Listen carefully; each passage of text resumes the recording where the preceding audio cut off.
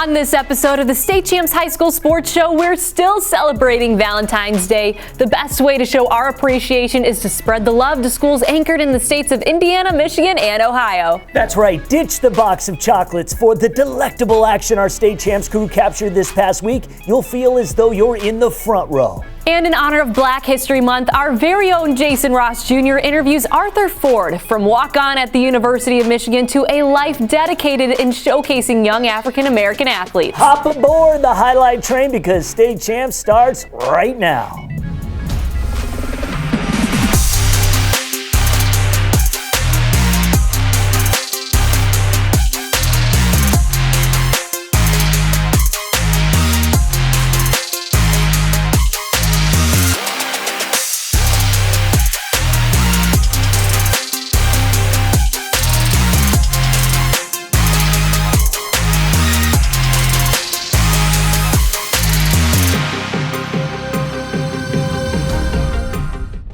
Hello everyone and welcome back inside the home of Midwest High School Sports here at the SCSN Studios for another State Champs High School Sports Show. I'm Jenna Rose. I'm Lauren Plants. Good to see you guys, and as always, we're energized by Lawrence Technological University, where the Blue Devils want you to continue your athletic career. Athletic and academic scholarship are at the tips of your fingertips. Use those bad boys to log on to L2athletics.com.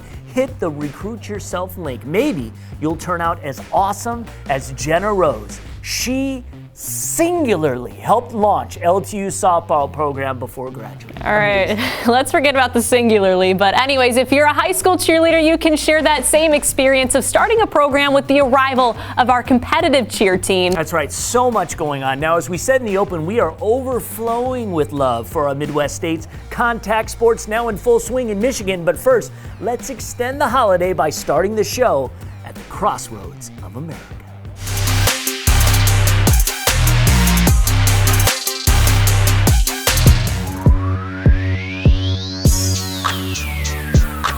Jeremy with you as we head to Indianapolis Crispus Attucks for a non-conference matchup in boys basketball from Thursday night.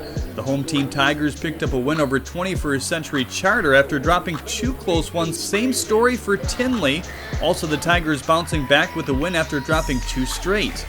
First quarter action in Attucks working the ball along the outside. The 6'7" sophomore Jalen Hooks triggering to the net, but he pops it from mid-range for two. Crispus Attucks up 6-2. Midway through the first and Tinley down several, junior Darian Davis at the point dishing it over to Billy Brown in the corner, and the sophomore buries the triple try to cut the lead to 7. However, Attucks led at the end of the first 16-11. More from Tinley's Billy Brown, gaining some momentum for his Tigers with this steal, and the sophomore has a clear path to the net, putting the Tinley Tigers within 2, 18-6. Under 2 to go before the break now. Willie Mays attempting to penetrate, which leaves Kevin Mims wide open from distance as he knocks it down. Crispus Attucks up 33-26. The Tinley Tigers struggled in the second half. Isaiah Stafford able to pick it off and sends this nifty behind the back pass to Jalen Hooks, who finishes with the jam. Crispus Attucks pulling away up 57-38 at the end of the third. Billy Brown showcasing some good handles as he tucks it, drives it, and Jaden Pinkston swarms in to clean things up with the dunk. But this night belonged to Crispus Attucks, and especially for head coach Chris Hawkins. He nets his 100th win as Crispus Attucks cruises to an 85-45 victory over Tinley.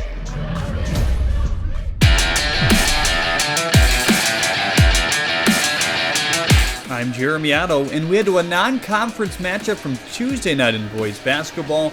The host Brownsburg Bulldogs welcoming in the Pike Red Devils, with both teams checking in at 9-7.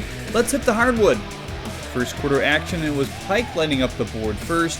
Senior Edward Jones Jr. can't get this one to go, but DeJuan Pearson is able to snag the offensive board and convert off the glass. The 6'6 senior secured 10 points on the night for the Red Devils.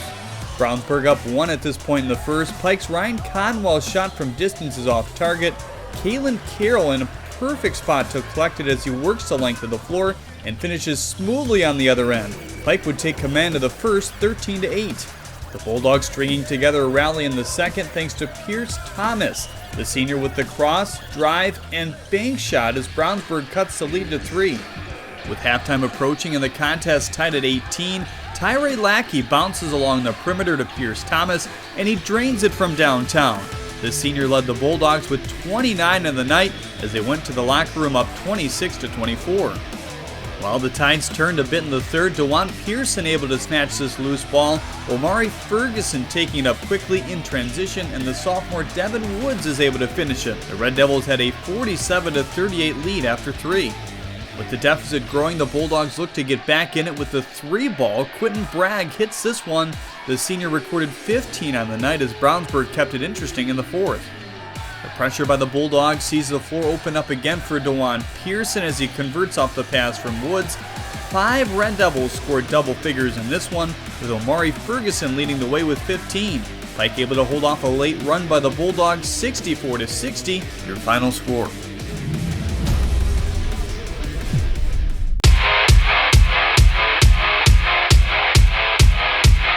I'm Kevin Trzynski, and we head over to Beech Grove for an Indiana Crossroads Conference matchup in boys basketball. The host Hornets, 11-4, headed into Wednesday's game, and they welcomed in Cardinal Ritter. The Raiders undefeated in conference play, but at 6-9 overall. Whoever wins tonight will slide into first place. Beech Grove starting this one off, keeping the ball inbounds off the errant pass by Cardinal Ritter. Jeremiah Alexander gets it to Gavin Mitchell, and he feeds it over to fellow senior Jaden Curry, and the Hornets open up the scoring up 2-0. Cardinal Ritter would respond just seconds later, working the rock along the outside. Zion Williams makes the long toss to Aiden Cannon, and he lets loose the uncontested shot from way downtown.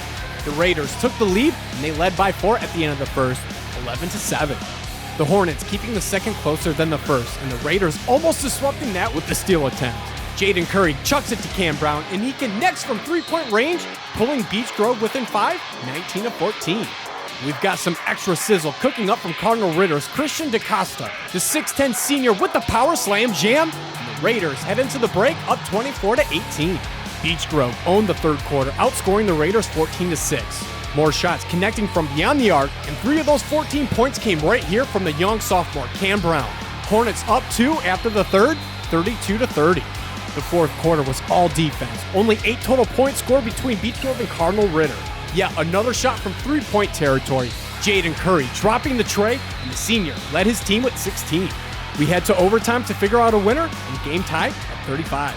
To overtime we go. Cardinal Ritter wants to close it out. Sophomore Mikhail Miller turns on the turbo switch, makes the tumbling pass. Christian DaCosta, as time expires. Money. Cardinal Ritter defeats Beech Grove in an overtime thriller. 49-47 your final score. Time now to take a look inside Lawrence Technological University athletics. If you're a high school athlete with the dream of playing college sports, Lawrence Technological University wants you to recruit yourself. LTU offers over 24 varsity sports for men and women, along with several dozen world-class undergraduate programs. Athletic and academic scholarships are available in all sports. The men's volleyball team is building up their program for 2022, and we met one of the players to find out why he chose LTU. Hello, my name is Simon Phillip, and I am currently an architecture student, first year at LTU, and I'm on the men's volleyball team. I got involved competitively in Hawaii when I was like 11 years old, and then ever since then I've been playing in club teams and in school. I did a little research through like LTU, and I was really interested in their architecture program and how they led into the masters, because the masters and undergraduate is very closely linked, so that's what really brought interest. And then of course men's volleyball was icing on the cake for me. The academics is actually really challenging, but they do help you grow, especially in the architecture program. They're really helpful, and the upperclassmen do like connect with the underclassmen, so there's a lot of help to make you succeed. When I first came here, the guys were very welcoming, and I really learned a lot from them. They helped me register for my classes in second semester, and the new coach really came in, and we as soon as I got here, I could tell that she was very involved, and we started from the get-go. We had practices, we have individual practices, and we're trying to really create a competitive team. The outlook for this semester is really to gear up for next season in 2022 and prepare so that we can succeed in the best way possible. If you're looking for both a competitive athletic team as well as good academics that can help you succeed after school, LTU is a really great choice, and we have a lot of resources to help you succeed in both ways. Take your future into your hands. Visit LTUathletics.com and recruit yourself. Lawrence Tech, where Blue Devils dare.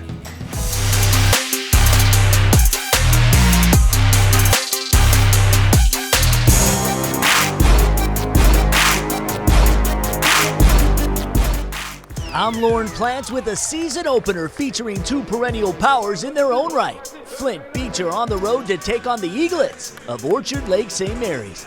The Bucks come in another top contender in Class C, looking to make some noise early. The junior James Cummings II gets his own rebound, and the football recruit hits Pater with the second effort. OLSM coming into this campaign, arguably the top team in the state. One of the standouts, the Northwestern commit Julian Roper. He dropped the first 5 points for the Eaglets, including this triple. Foul trouble found him with limited action in the first half. Who else would step up? Orchard Lake received a transfer from Warren De La Salle, and it was apparent early the Eaglets found a new sharpshooter. Will Smythe seemingly couldn't miss from beyond the arc. He was electric. But he wasn't the only transfer stepping up. Decorian Temple came over from Ypsilanti Lincoln. The junior had a 15-point night, including this one from long distance. OLSM had a 21-13 lead after the first. The heart and soul of this St. Mary's squad, the junior Kareem Rozier. To the rack, and one. St. Mary's was unstoppable with a myriad of men putting up points. Temple with the athletic play to keep it alive. In the paint, the senior Peter Nwoke with the finish. Last year's Mr. Basketball finalist Jalen Terry now playing in the Pac-10 with the Oregon Ducks. Called upon to do the bulk of the scoring for the Bucks, Keon Minifield Jr., the two-step in the lane and the bucket. He too could be a Mr. Basketball candidate. But Smythe dropped 5 triples in the first half. That helped the Eaglets to a 49-25 lead at intermission. Another likely Mr. Basketball contender, the senior guard Roper. 12 on the night for the Eaglets with several nice runs to the rim. The one bright spot for Beecher was the effort given by Minifield. He had a game-high 27-point effort, including this bomb. Smythe finished the game with a team-high 23 that included a 7 of 9 performance from downtown. Orchard Lake wins this one 78-63. Great start for an Eaglets team ready to make a run. Super high energy game. We knew that they were going to come out here tough. They're a tough, scrappy team. They play fast. They were going to speed us up, but we just did what we were supposed to do and it worked. It's a new team, and hey, success is no straight line, right? We're going to have our ups and downs, and we'll see what type of character we have when adversity hits. And I love my team.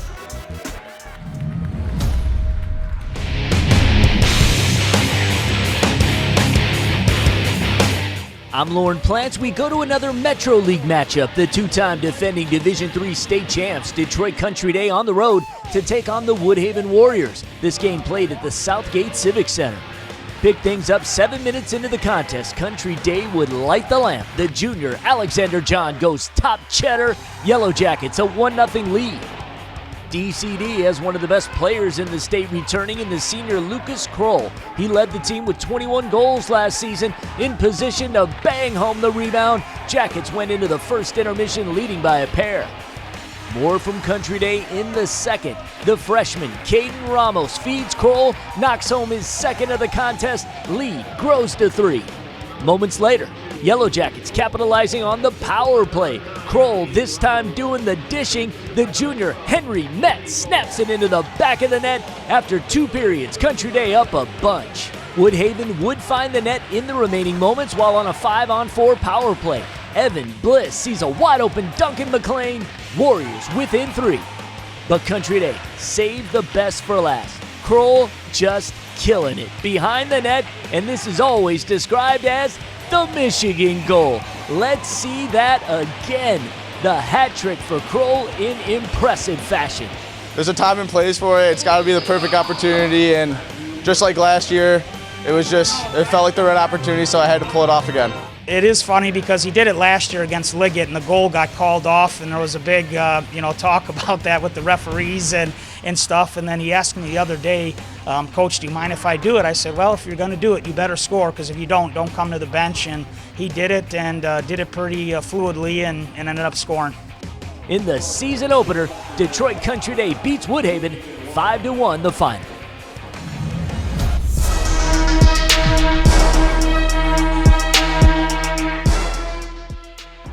This is what we're fighting for. This is what you worked for. All those days on your own when you couldn't play. That's what you're fighting for. The Howell Highlanders taking the ice for their first game since making the D1 state semifinals last year, only to have their dream season ended early by the pandemic. They opened this season with a KLAA league game against the Novi Wildcats. I'm Greg Molson with the highlights, and it doesn't take long for the Highlanders to pick up right where they left off last March.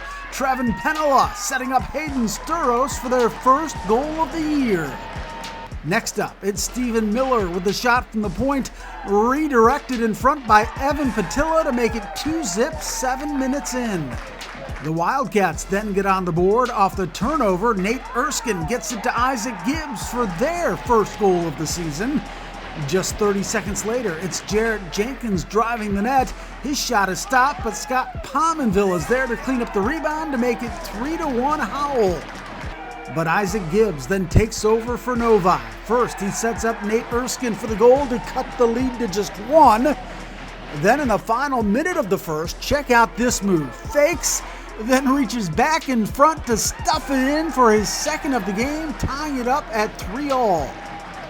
After combining for 6 goals in the first, there was only 1 in the second. Hayden Sturos with his second of the day, giving Howell a 4-3 lead going into the third. That's when the Wildcats go wild. Max Rawlis with a shot, tipped in front by Nate Erskine with his second goal, tying it up at 4. Just 2 minutes later, it's Gibbs getting the rebound for the hat trick, giving Novi its first lead of the game. Gibbs was not satisfied with just 3 goals. He adds his 4th on the great feed from Erskine as the Wildcats score 3 in the third to win the opener 6-4 over Howell. He's a 4-year player. I wasn't expecting him to have 4 goals tonight, but he was chosen to be a captain for a reason, and he stepped up. Amazing. It's been 4 years on the team, and we always look forward to playing, and it came later than usual, but we're just glad we're here.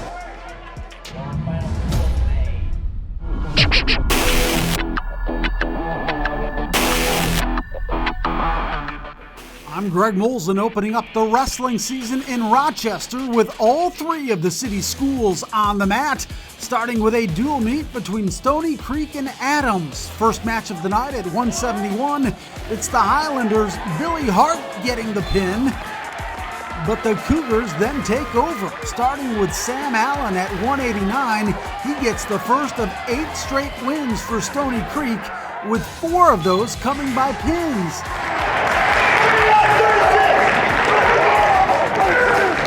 Luke Gittens continues the Cougars' onslaught, adding another pin at 125. And finally, in the closest matchup of the opening meet, check out Jake Schumann at 160 getting the takedown of Drew Brown in the final minute of the final match for an 8-7 win, giving Stony Creek the team win 51-21. Up next, it was Rochester High taking on Stony Creek. Starting with the heavyweights, the Falcons' Josh Smith led it 5-0 in the second when Austin Jordan takes charge, getting Smith on his back for the pin. That was Jordan's 100th win of his career, reaching the milestone on opening night of his senior season. I wasn't phased. I knew what the score was, but I also knew what I could do in the match. I knew where to move. I felt him out already. I knew how to shift his weight and what I needed to do to get the pin and get the points for my team.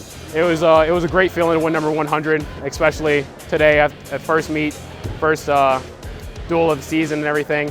And so it was a great feeling to come out, get my 100th win. That was the third of 8 straight wins for the Cougars to open the match. At 1:30, it's Andy Hampton adding another pin, his second of the night. as Stony Creek beats Rochester 55-22, sweeping its two crosstown rivals to open up the OAA Red season. So I'm really proud of how they stepped up. You know, we had 4 days of contact practice, and we're in the same boat as the other schools, right? We're all in that same boat. But just to see, there were some real gutsy matches where they had heart and they pulled out some nice wins, and they really stepped up. I'm proud of all of them. In the final match of the night, this is Covent-Troy getting the pin at 135, helping Rochester beat Adams 39-30, giving the Falcons their first win of the season.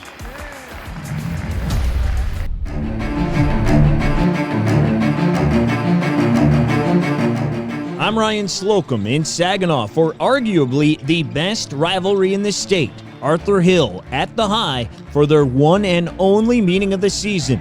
That due to the Trojans dropping down to the Division II playoffs. It was the Carmelo show in the early going. Melo Franklin getting them all to fall. He goes up and under. The Jacks jumped out to a 10-0 lead. Melo scored 21. The High finally gets the offense going. Isaiah Page with the outlet to Kareem McCune, who's the highest in the room. But Arthur Hill still led it 23-11 after one. The second quarter was all Lumberjacks. Shedrick Morrell Jr. stunting like his daddy, the two-time state champ used to do at BV. Then it's Morrell finding the trailer. Tyrese Davis for another triple. Arthur Hill opened up a 21-point lead at the break, 41-20. But Derek Campbell gets the Trojans back in it. He put the Jacks on his bucket list. The Soup Man with the scoop, the hoop, plus the foul. Then Campbell catches his own miss. He scored a game-high 37. Arthur Hill led it by 15 after 3. Then Torrey Allen gets into the mix. He hits back-to-back triples. Saginaw down 5 with 3 minutes to play. But that's as close as they would get. Christian Smith puts on his jammies and says goodnight to the Trojans. He scored 16, helping the Hill win its second straight over the High, 75-65. We just came out strong third quarter. We kind of underestimated them. We didn't think they was going to really show us nothing third quarter, but we pushed it through and we won. Oh, it's a big win, you know. Yes, sir. Yes, sir. This is all we had to, we had to tell the city that we the best.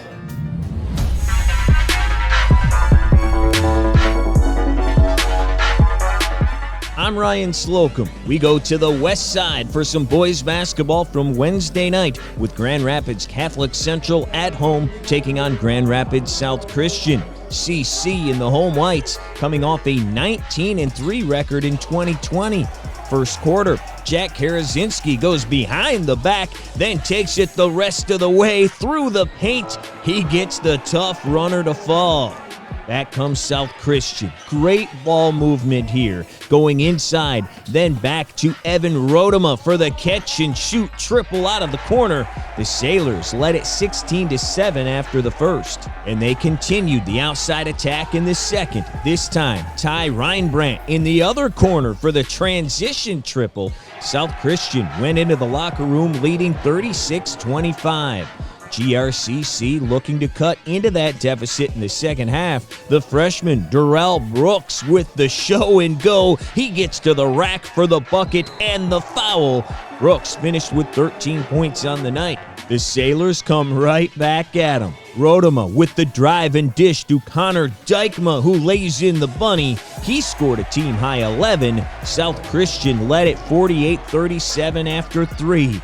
And man, did we have an incredible fourth. It begins with the sophomore Caden Brown jumping the pass and taking it all the way for the deuce. Cougars now down just one at 53-52.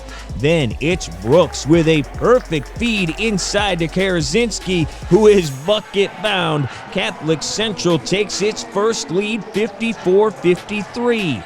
We go to the final moments of this one. South Christian gets it into the corner for Elliot Grasheis, who dials from distance. That puts the Sailors back up a penny at 56-55. GRCC had the ball with 1 second left, and Coach dials up the Christian Leitner play. Luca Ressler heaves it deep. Karazinski grabs it, turns, fires, and wins it. Shot of the year on opening night. And he's even wearing Leitner's number 32. Grand Rapids Catholic Central starts the season with a bang. 58-56 the final. Did you record an unbelievable touchdown, a game-winning goal, or just a proud parent moment? Then we want your clip. Upload your video to the brand new State Champs Network app so we can feature it on one of our shows and give your player, team, and school the recognition they deserve. All it takes is just a few easy clicks, and every clip that is submitted will automatically be eligible for prizes. Download the State Champs Network app today for iPhone and Android devices.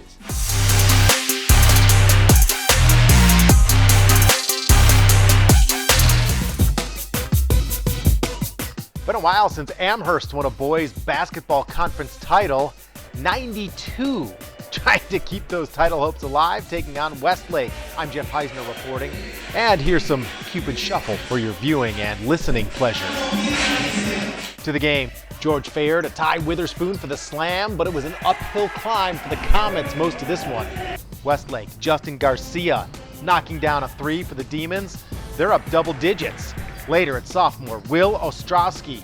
Sweet crossover gets the basket and the foul. 47-37 Westlake at the half. Fourth quarter, still down double digits, but the Comets start a comeback. First, it's Jordan Curry for three. Comets getting a little of that fire back. Then sweet fast break leads to Austin Bray at the other end. Bray 21 points to lead all scorers. Under a minute to go. Comets within one. Witherspoon the steal and the go-ahead basket. Amherst takes the lead. Last chance for Westlake. Ostrowski, tough look. And Amherst escapes 73-70 in a crazy comeback. First half, I didn't think we were playing too good, but the second half we came out and we played our best basketball, especially in the fourth quarter. And that's the way we know how to play, and we came out and did it. They were kicking our butts out there, you know. They were getting into us more than we were. We talked about we had to be the aggressor. So we came out the second half and we made sure we were the aggressor the second half. And you know, then we hit big shots. You got Jordan Corey, Austin Bray, just hitting big shots. Then you get Ty Weatherspoon with a steal to take the lead. You know, it was just a whole team effort. It was a great job tonight. They really got after the second half. We talked about we gave up 47 points in the first half and came back and only gave up 23 in the second half. It was a big team effort. State's best on the ice, St. Francis making the trip from Toledo to take on St. Ignatius, who has won 6 in a row. I'm Jeff Heisner reporting from Strongsville and OBM Arena. First period, St. Ignatius, Owen Zawadzki threads a needle to Chucky Wilson. He's in on Jackson Smalley. 1-0 Wildcats. Still in the first, off face-off, Luke Kerr rips it past Jack Utrip, and we're tied. To the second, mistake by Smalley here behind the net. Wilson is there to stuff it home for the second goal of the night. Wilson at it again to Eric Galaner. It's 3-1, Wildcats seemingly in control at this point. But the Knights make it interesting and then some.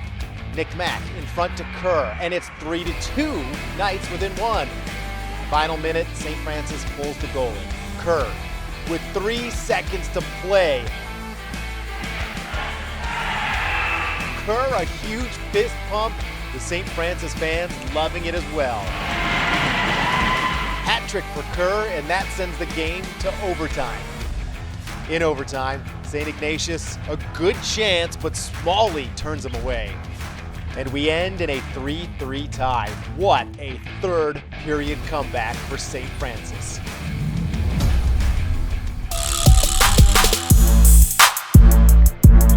I'm Chuck Pellerito, and we head up to St. Edward for a boys hoops matchup. The Eagles at home coming in at 12-3. They're 1-2 in February, looking to turn things around. They took on the Centerville Elks, undefeated in conference play and only 3 losses this year. Eagles get the scoring started. Victor Colon in the paint, outlet pass from Mason Lurch. The senior drives, gets the tough bucket to open this one up. The Elks get it going on defense. Inbound a little offline, sophomore Emmanuel Deng picks it off and puts it in. Another steal for Centerville. Good hands by Rich Rolfe to poke it loose. Gabe Cups brings it up, then rewards Rolfe with an open look for three. Elks led after the first, 19-16. And Rolfes was on fire from behind the arc. In the second, lets loose another triple from the same spot. That's going to force an Eagles timeout. Now St. Ed's turn to get a turnover. Lurch picks it off, passes it deep into Zion Freer-Brown, but it was a 7-point lead for the Elks at the break. Eagles closing the gap in the third. Shane McCullough drives it deep and kicks out from Mike Bova, all alone in the corner, and he won't miss. Bova moving the ball around, finds Freer-Brown, and another open look in the corner for McCullough. It was a 6-point lead for the Elks going into the final frame. And check out the poise by the junior Rolfe. Gets the pass in the paint, thinks about the shot, turns around, gets the shot off with two defenders in his face, and some more great ball movement from Centerville. Jason Hayes finds a cutting Cups who finishes with the finger roll. And Centerville holds on to win this one 55-44, the final score over St. Edward.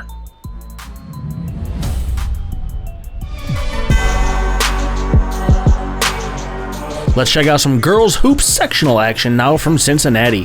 The 15-6 Turpin Spartans clashing with the 12-10 Milford Eagles. Spartans kicking things off. Brooke Heist brings down the offensive board. Outlet pass then quickly over to Cecilia Hilsfort for a nice deuce. Eagles come back quickly. Devin Morris hustles up court, gets it over to Paige Ayler, and she drains the triple try from the elbow. Spartans starting to work inside. Claire Klimkowski hook pass for Hilsfort, off glass, and the foul. Eagles closing the gap before the half. Great jump pass from Kaylee McKinney over to Maya O'Toole for the long gun. Eagles cut it down to an 11-point deficit after 2 quarters. Turpin trying to keep that lead growing. Klimkowski with an open look from behind the long line. But Milford was on a mission this quarter. 22 points, 5 threes, including this nice look from McKinney, and we had a tie game heading into the fourth. But in the fourth, Turpin would catch fire again. Rachel Reichard led all scorers with 20, and a capper on this night with the 3. As the Spartans survive and advance, taking out Milford, 63-59, the final score.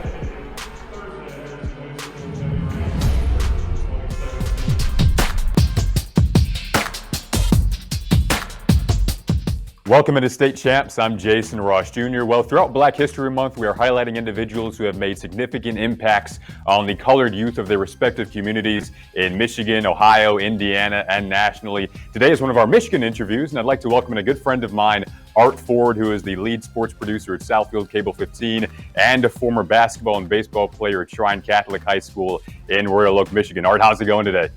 It's going great, man. It's good seeing you. Thanks for having me. Great seeing you. Always great to have you on. All right, I want to start off by touching on that passion that you have for sports, having played and now as a producer. What role did your love for being in the midst of the action play in your decision to go into the production side of broadcasting? I think you just hit the nail on the head right there. As an athlete, sports was definitely a huge passion of mine. And then I got into camera work and photography, and I developed a pretty decent skill at it. So, with sports, I always knew I was going to go down that road. I just didn't know what career path. So then combining, what I love, which is camera and photography, with sports, it was only fitting for me to go down the road of sports broadcasting. So it was like a perfect fit for me. A part of your role is chronicling the lives of athletes and the trials and tribulations that they go through. You and I have worked on shows together, and something that you do is you chronicle the lives of Black athletes. We've done a lot with Southfield schools and whatnot, and I wanted to ask you, what part of that responsibility is meaningful for you, having the opportunity to chronicle the lives of Black athletes?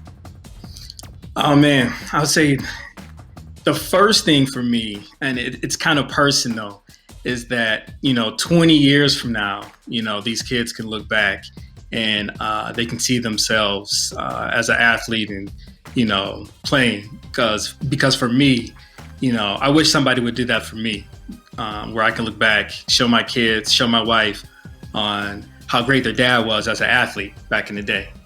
But the main reason is just that, you know, there's 5 stars and 4 stars that are always getting looked at. You know, they don't have an issue as far as people viewing them or getting that publicity out there for them.